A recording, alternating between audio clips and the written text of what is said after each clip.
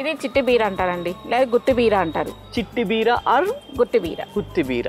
చిట్టి బీర అంటే చిట్టిగా ఉంది కనుక చిట్టి బీర. ఓకే, బీర. ఓకే, చిట్టి బీరకాయ. సో బీరకాయ అంటే మనకు తెలిసింది నార్మల్గా డిఫరెంట్ ఉంటుంది, ఇలా పొడుగ్గా ఉంటుంది బీరకాయ అనేది. బట్ ఇది డిఫరెంట్ అండి, different.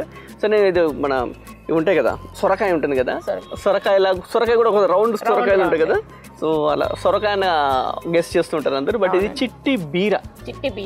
Okay, so answer is చిట్టి బీర. చాలా ఇంట్రెస్టింగ్ గా ఉంది. సో ఇది వేసి ఎన్ని రోజులు అయిందండి యాక్చువల్గా? ఇది వేసిన 2 months అయిందండి. 2 months. ఇప్పుడిప్పుడే వస్తున్నాయి కాయలు.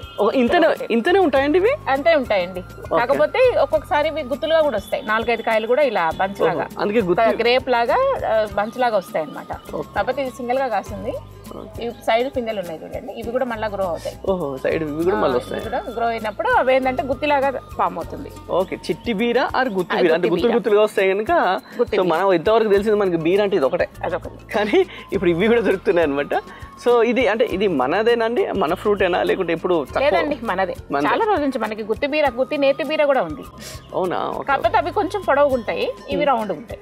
Okay okay, fine. సో మరి ఇది చాలా మనం చాలా రేర్గా, అంటే నేను మాత్రం మన మిద్దె తోటలో చూసి మిద్దె తోటలో తక్కువేనండి ఇవి పెంచడము, చాలా తక్కువ రేర్ అనమాట. కానీ ఇది కర్రీస్ కన్నా చట్నీకి బాగుంటుంది.